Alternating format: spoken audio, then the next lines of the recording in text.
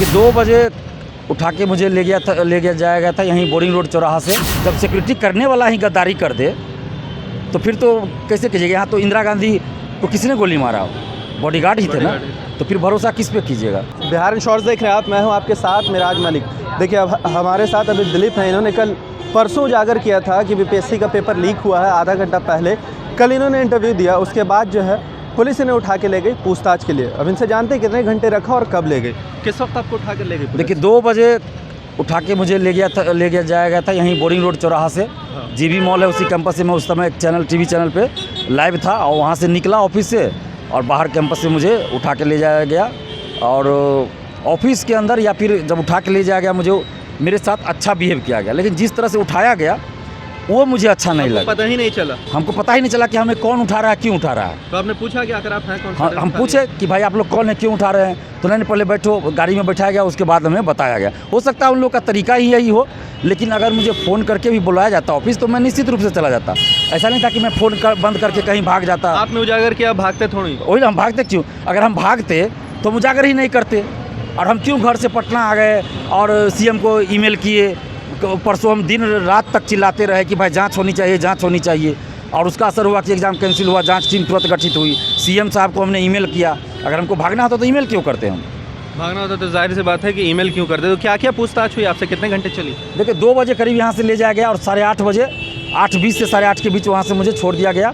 और उतने देर मुझसे पूछताछ की जाती रही और सारा इन्फॉर्मेशन लिया गया, कब मेरे पास आया और किस किस ग्रुप में वो क्वेश्चन आया था या जो भी हो, जिस तरह का वो अपना उनका जो काम है वो कर रहे थे। बाकी हमसे भी ये सब सवाल कि आप ये सब मतलब एक्टिविटी कब से कर रहे हैं, क्यों कर रहे हैं, क्या आपको इससे है, सीएम को ईमेल क्यों किए, सीएम को ईमेल क्यों किए, कब किए। मतलब उनका तो पूछने का होता है ना कि भाई ऐसा भी हो सकता है ना कि हमारे पास अगर आया क्वेश्चन तो हमने पैसा से मंगाया या भेजा किसी को, बहुत सारा बात होता है। तो ये सब उनका जांच का जो है अधिकारी है, उनके जांच का जो तरीका है उस तरह से अपना वो लोग सवाल कर रहे थे। लेकिन जोर ज़बरदस्ती नहीं, किसी तरह का जोर ज़बरदस्ती नहीं। बहुत अच्छा बिहेव था सब लोगों का और मुझे बहुत अच्छा लगा। पूछताछ में हमने पूरा सहयोग किया और आगे भी हम सहयोग करेंगे। हमसे कहा भी गया है कि जब भी आपको बुलाया जाएगा आप आइएगा। हमने कहा हम आएंगे, निश्चित रूप से आएंगे।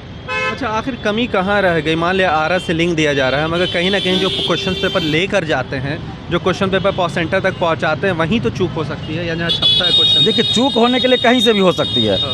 सेंटर से भी हो सकता है कि वायरल किया गया हो, रास्ते से भी हो सकता है, ये भी हो सकता है कि जहाँ से क्वेश्चन ये लोग छपवाते हों, क्योंकि ये हाई सिक्योरिटी में जाता है, बीपीएससी का एग्जाम तो है, सिक्योरिटी में तो जाता है। लेकिन जब सिक्योरिटी करने वाला ही गद्दारी कर दे तो फिर तो कैसे कीजिएगा। यहाँ तो इंदिरा गांधी को किसने गोली मारा, बॉडीगार्ड ही थे ना, तो फिर भरोसा किस पे कीजिएगा।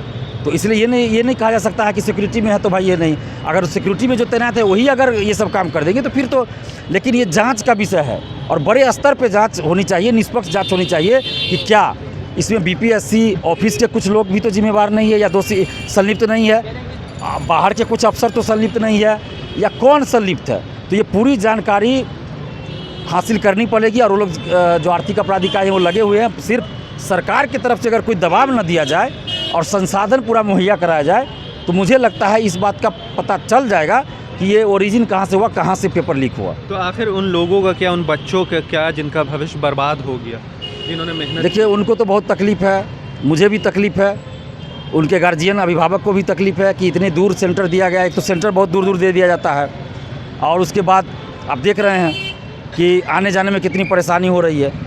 और गिरी जिला के अगल बगल सेंटर देना चाहिए, लेकिन ये भारत भ्रमण क्या बिहार भ्रमण ये कराते हैं। ये तो इनका बस चले तो ये भारत भ्रमण करवा दें, लेकिन गिरी जिला के अगल बगल जिला में सेंटर देने में इनको क्या आपत्ति है, ताकि स्टूडेंट्स को आने जाने में सुविधा होगा, पैसा भी कम खर्च होगा।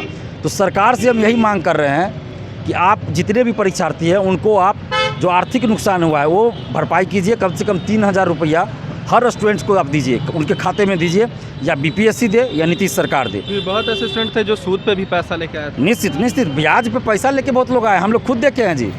लॉज में कहीं रह रहे हैं, घर पे ही पढ़ाई कर रहे हैं, कष्ट झेल रहे हैं, कितना तकलीफ है उनको। एक तो कोरोना के चलते आर्थिक स्थिति सबकी खराब हो चुकी है और ऊपर से इस तरह से हरकत की जाएगी तो ये बहुत ही गंभीर मसला है। इसलिए सरकार को इस पर एक्शन लेना चाहिए और कम से कम 3000 रुपये हर स्टूडेंट्स को देना चाहिए। अच्छा, टीचर्स लोग सामने क्यों नहीं आ रहे? टीचर्स लोग क्यों दबे दबे? अभी तो टीचर लोग ही बताएंगे। यूट्यूब पे आके तो लंबा लंबा फेंकते रहते हैं टीचर लोग। अभी क्यों चुप है भाई? यूट्यूब पे आके तो बोलते हैं हम जो पढ़ाएंगे उसी में से आएगा। उसी में से आएगा। 150 में दे रहे क्वेश्चन, इसमें से 100 क्वेश्चन आ जाएगा, कोई तो 100 120 में 120 बोलते आ जाएगा। हमारा ही आंसर सही होगा, हमारा ही क्वेश्चन लड़ेगा, एकदम 100% गारंटी की लड़ जाएगा। और फलना तारीख को रिजल्ट आ रहा है, फलना तारीख को एग्ज़ाम होगा, फलना वैकेंसी आ रहा है, इतना सीट पे पहले ही से भाजते रहते हैं और गुमराह करते हैं स्टूडेंट को। तो अभी क्यों नहीं बोल रहे हैं आके कि भाई पेपर लीक हुआ, उसकी जांच होनी चाहिए, CBI जांच होनी चाहिए, या ये हुआ तो गलत हुआ, क्यों नहीं बोल रहे हैं?